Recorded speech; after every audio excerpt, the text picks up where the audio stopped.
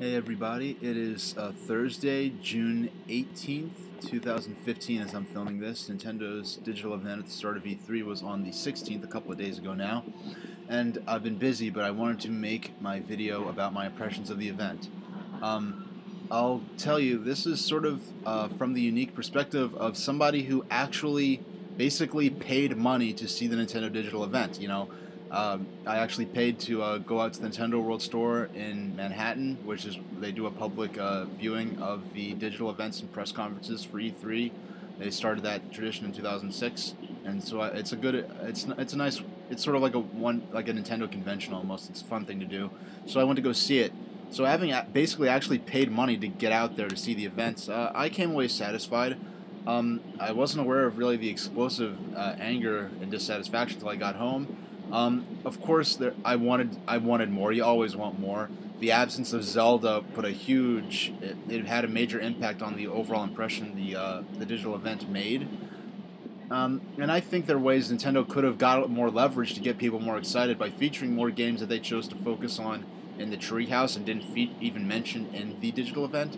But I don't know. It seems like some people out there had very unrealistic expectations. Of course, I would have loved to see mainline Metroid, but I didn't have low expectations, but I had realistic expectations of what to expect, considering that it's very obvious that they're starting to pour resources into the NX at this point, and it looks like Zelda for Wii U is going to be the Wii U's swan song in the same way that Skyward Sword was the Wii's swan song.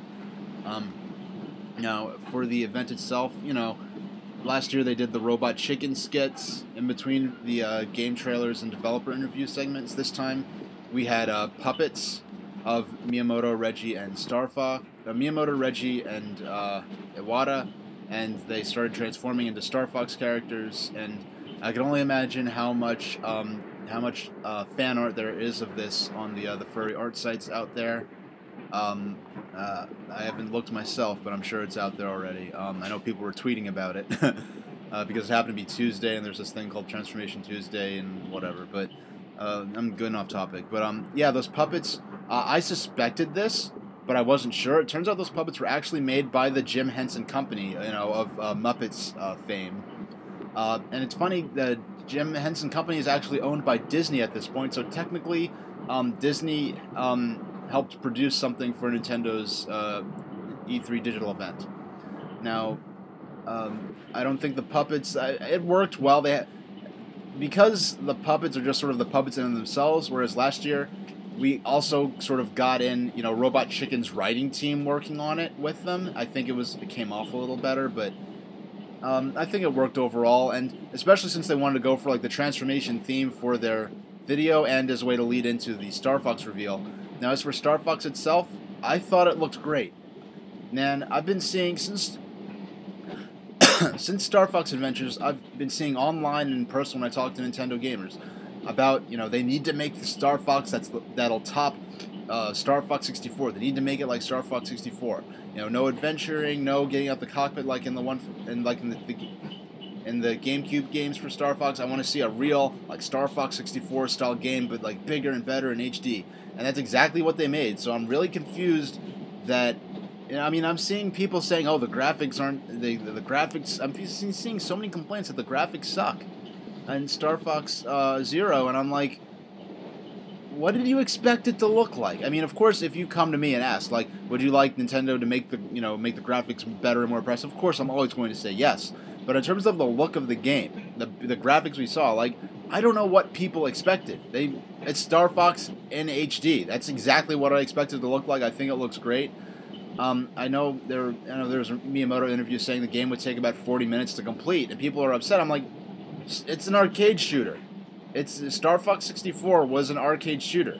I mean, of course, you can't see everything there is to see and do everything there is to do in just one sit through, but there's going to be lots of hours of gameplay in it, and if you're going to model it after Star Fox 64, I mean, it's not a remake, but it's the same sort of basic structure of Star Fox 64, and it was an arcade shooter, and that's what it is, and that's I don't know.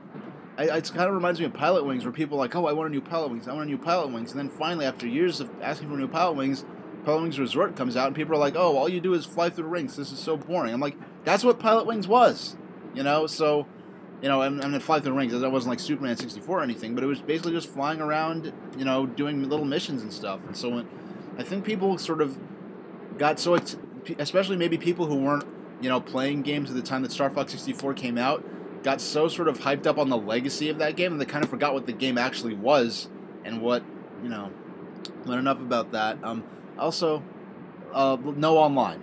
I mean, you could almost, it was almost a given that it's a Miyamoto project, but for Star Fox, especially now that it's going to be their headline game for this year, when the multiplayer on the Nintendo 64, Star Fox 64, was such a major part of what people loved about that game, to not have online in a headline 2015 game on a home console retail title and there's not online. It's, I mean, I'm someone who, if I bought this game, wouldn't even play the online that much. I'm not a big online gamer, but to not have online is unacceptable, especially when they've done Mario Kart on 3DS and Wii U and made great online. They've done online with Splatoon. They've done online in Metroid Prime Hunters on the DS, and for this game not to have online multiplayer, I think it's really outrageous.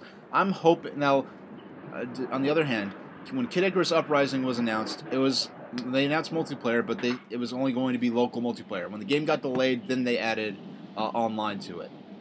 I think that online is really, not having online is mostly just a concession to make sure the game gets out in 2015. I hope maybe they'll go in and add online after the fact, or they could even, I hope they add online when they hear the demand for it, you know, by the time it comes out. But yeah, so that's my thoughts on Star Fox. Skylanders with Bowser and Donkey Kong vehicles and figures. When I first saw that in the digital event, I'm like, okay, so are these things going to be Skylanders figures or are these amiibo? And to have that actual base on the bottom of the figure that switches it from Skylander mode to amiibo mode, even I can imagine. I wouldn't be surprised if that switch really doesn't actually do anything. It's just like, psychologically, I mean, I don't know if like the technology is different between like the Portal and like the NFC tab that's built into the Wii U gamepad. I think is a little different, but just psychologically to say, okay, this is both a Skylander and an amiibo. I think I personally I'm not into Skylanders. I'm never gonna buy it. I'm never gonna buy those figures. I don't even collect amiibos. But the implementation of the characters in the game and the game itself for what it is look really great. You know, they could have just, you know, did something really lazy, but I think they really put a lot of love into incorporating the characters into the game world and making it a worthwhile thing for those who are interested in Toys to Life games. Now, Xenoblade Chronicles X, it's a little frustrating seeing this game in E3 11, 12, 13. I mean, this is the fourth. I think it first appeared at E3 2013, so this is the fourth E3 you know, main event where we've seen Xenoblade Chronicles X. It's already out in Japan. You know, we got a release date, but you know, it's not my kind of game just because I don't have time to get into big epic RPGs on home consoles these days. But I'm glad we finally got a release date for it. And now next, Shin Megami Tensei Cross Fire Emblem. It's pretty much the most stereotypical Japanese game you could possibly make. Like, seriously, like, if you were to make like a caricature, like a exaggeration of what a Japanese video game is like, it would be this game. It's not what most people were expecting, you know, for Shin Megami Tensei Cross Fire Emblem. They were expecting, you know, the world of Shin Megami Tensei and the world of Fire Emblem, and the characters of both worlds like meet up and start fighting together or something against a common foe. Instead, it takes place in our own world, and there's a parallel universe that's sort of bleeding into our world, and in this universe, there are magic battles and stuff with characters from both games in it, but it's not the world of Fire Emblem or the world of, you know, Shin Megami Tensei, you know, exactly. It's interesting. Now, Zelda Triforce Heroes, it's not the Zelda game I wanted. I would have loved if they had given Link's Awakening on the Game Boy the Link Between Worlds treatment, where they made a sequel in the world of Link's Awakening, or a new top-down Zelda game, an original one in a new world, or even I would love to see a new 3D Zelda, you know, a full, like, you know, polygonal 3D free-roaming Zelda on the 3DS, but instead we've got a game running on the Link Between Worlds engine, 3-player. It's basically 4 swords but with it's 4 swords, but there's an online options now, only with 3 players instead of 4. But it's more, going through actual dungeons and playing more of an actual proper Zelda-style quest in the game, as opposed to just like something you could beat in 15 minutes and you're just competing for rupees. I'm not gonna get it, not because I dislike it, but because I know I'm not gonna have time for this. I don't meet up with friends who have 3DS all that often, and when we do, we usually are hanging out. We're not just meeting up to play 3DS or whatever. And then I really don't have the time to sit around and get into it with, the online with randoms. It's not a game that fits my lifestyle, especially since a lot of the places I have 3DS don't have 3DS compatible Wi-Fi. Now Fire Emblem, and yet another trail. When I first heard the concept for the new Fire Emblems, I'm not big into Game of Thrones, but I know a little bit of some of the characters and stuff. I saw them like, oh, so this is like Fire Emblem, like Theon Greyjoy edition, pretty much. Yeah, the most interesting thing was at the end, where like there was something that had pinned that girl down who was singing in that pond, and it was a dragon type thing that looked sort of like Xerneas from Pokemon, only it had wings and stuff. And next is they showed Animal Crossing Happy Home Designer, or as they like to call it on Nintendo Voice Chat on IGN's Nintendo podcast, Animal Crossing House Arrest. Pretty much, I'm not into Animal Crossing just because I don't. That's not that I dislike it. It's just that I know this is the sort of game where if I got into it, I'd get obsessively into it, and I just don't have the time for that anymore. So I'm not going to spend a bunch of money on a game that I don't have the time to really get into, as the people who get into it like really are. The card system, I'd like to see how they price these cards. They call them amiibo cards, but pretty much what that means to me is that amiibo isn't necessarily just, the NFC trophy-like figures, but rather amiibo is sort of like a concept of this is Nintendo's NFC. Like if it's an NFC thing for Nintendo, they're going to call it amiibo, whether it's a figure or a card or a plushie. Pretty much, I think that if the cards are reasonably, I don't think the cards are going to really be collected by collectors of the amiibo figures. I think they're mainly going to be used for the game. I'd like to know if these work with any other game, which brings me to the Animal Crossing Amiibo Party. I know people wanted a mainline Animal Crossing for the Wii U. This isn't it. It's a party game. It's nice to see some board games on Nintendo that aren't Mario Party. And I think Animal Crossing has, its world and its characters and the way it's played could lend itself to a video board game in ways that Mario Party can't. It's not just Mario Party with Animal Crossing characters. It looks a bit more like, perhaps like Fortune Street, where there's no real mini games in between them. It's about how you interact with the game board more so than playing like action-themed mini games. They are mini games as we see, but they aren't like Mario Party style, that structure.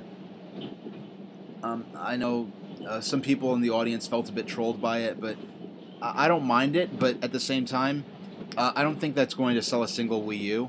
I think people who have Wii U, who like Animal Crossing and like video board games, will get it, but I don't think anyone's going to buy a Wii U for Animal Crossing Amiibo Party.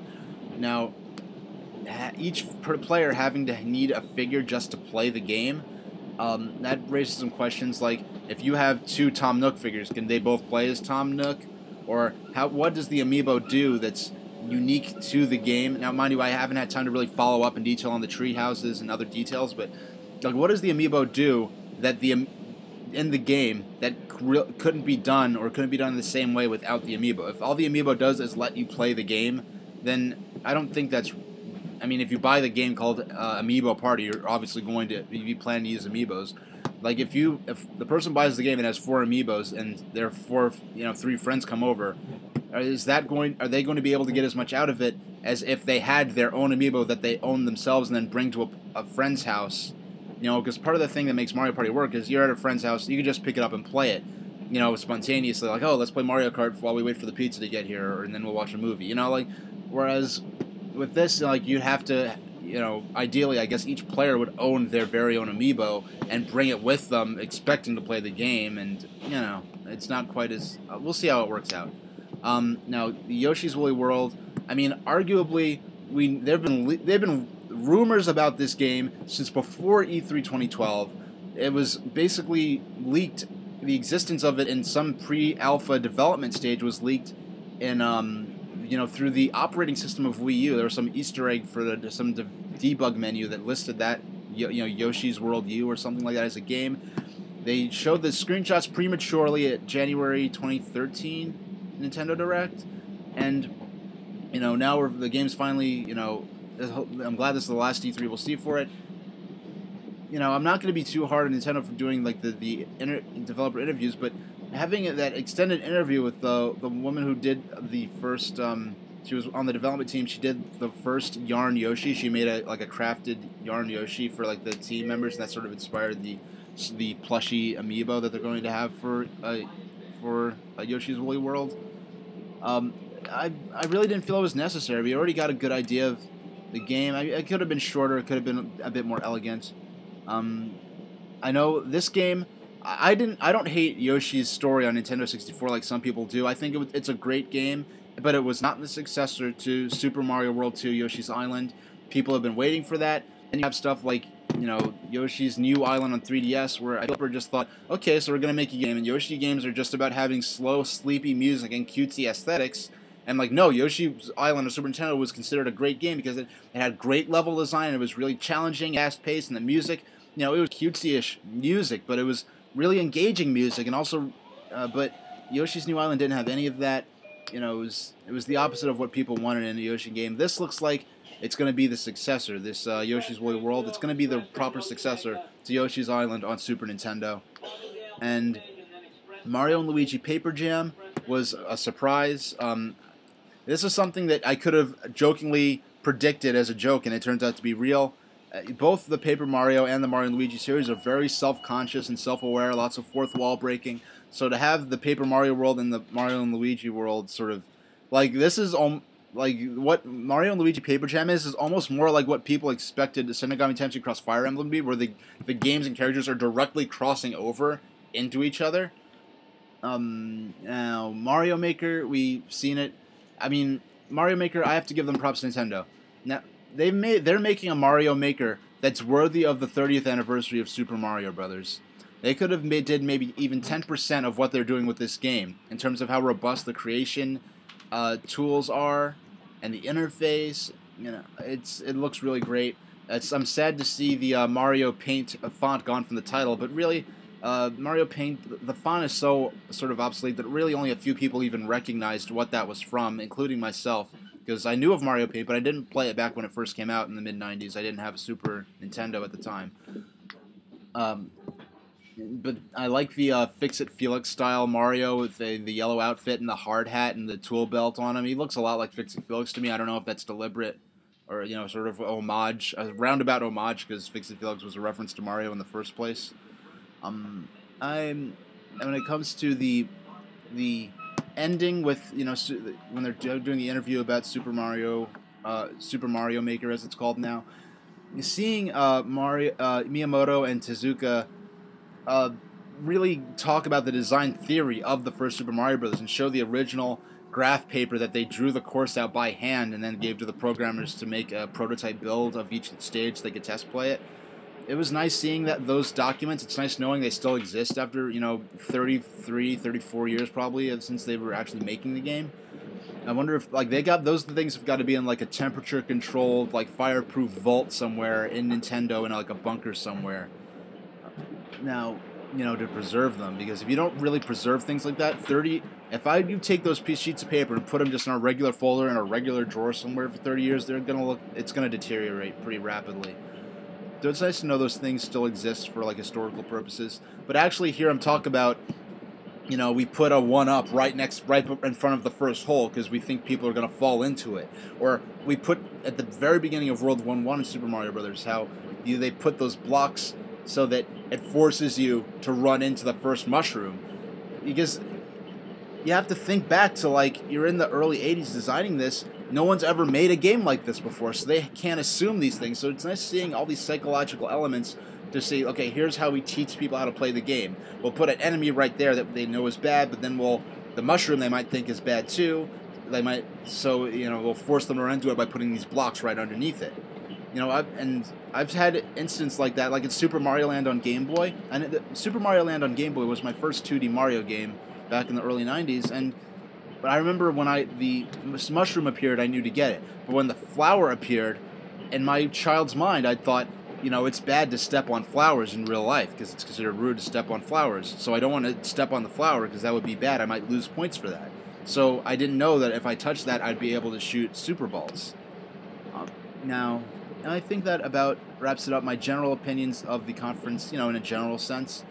I can make a whole other video about the dissatisfaction and the anger that and the disappointment, but that's for another video. Thank you for watching, and those are my opinions on the. Oh, and also, I don't want to forget this. Fortunately, this year the Nintendo World staff were able to allow. They were able to allow filming during the digital event viewing in the store. Certain years, Nintendo's PR company had to be really strict and said, you know, no filming is allowed during the presentation or no filming of the screen itself.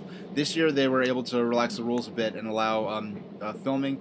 So, if in general, if you're new to my channel, I did live reaction video shots of including the screen back before they had to start being more strict. I did live reactions in Nintendo World for 2006, 2010, and 2011. And Kirby GCN 17 did live reaction videos with the screen and everything on his channel. That's Kirby GCN 17 here on YouTube. You can check out his videos from in the store. And my dog is barking, so it's time for me to stop. And thanks for watching.